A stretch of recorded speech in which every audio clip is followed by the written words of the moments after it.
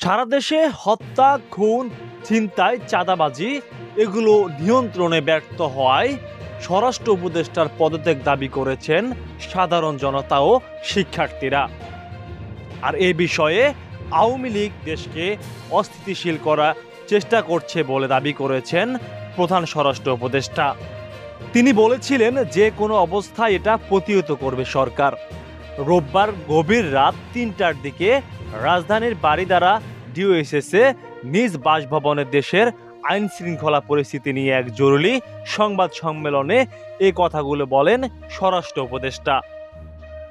জাহাঙ্গীর আলম চৌধুরী বলেন, আওয়ামী লীগের দোসরেরা দেশকে অস্থিতিশীল করার সব ধরনের চেষ্টা করেছে।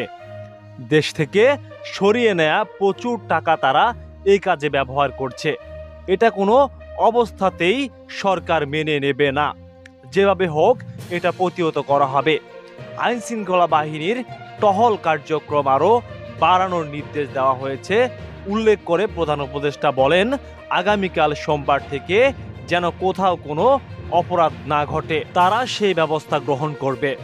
আর আইন শৃঙ্খলা বাহিনী যদি এই নির্দেশ কার্যকর না করতে পারে তাদের বিরুদ্ধেও ব্যবস্থা নেওয়া হবে। দেশের আইন শৃঙ্খলা দিনে দিনে আরও উন্নতি হচ্ছে, অবনতি হওয়ার কোনো সম্ভাবনাই নেই বলে মনে করেন এই স্বরাষ্ট্র উপদেষ্টা। অথচ সারা দেশের এই অস্থিতিশীল পরিবেশের জন্য সাধারণ জনতা ও ছাত্ররা তাকে দায়ী করছেন। আর এই বিষয় নিয়ে তার দ্রুত পদত্যাগের দাবি করছেন সাধারণ মানুষ। সারা দেশে অপ্রীতিকর ঘটনা ঘটছে কিন্তু অপরাধীদের গ্রেপ্তার করা হচ্ছে না, এমন প্রশ্নের জবাবে জাহাঙ্গীর আলম চৌধুরী বলেন, গ্রেপ্তার কিন্তু করা হচ্ছে, তবে যে পরিমাণ গ্রেপ্তার করা উচিত সেই পরিমাণে হয়তো হচ্ছে না।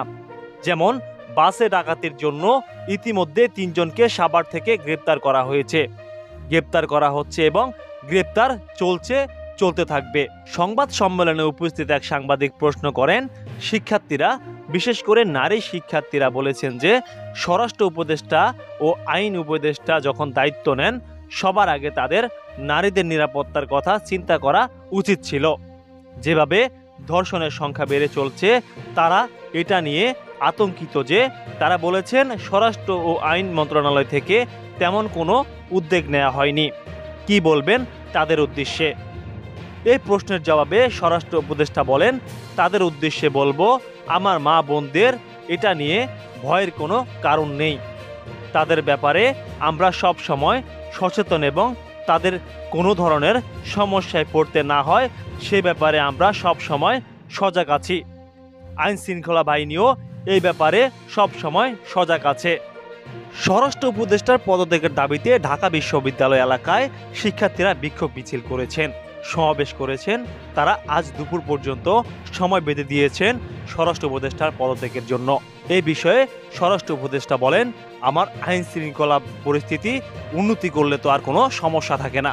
তারা আমাকে পদত্যাগ করতে বলেছেন আমার আইন শৃঙ্খলা পরিস্থিতির উন্নতির জন্য।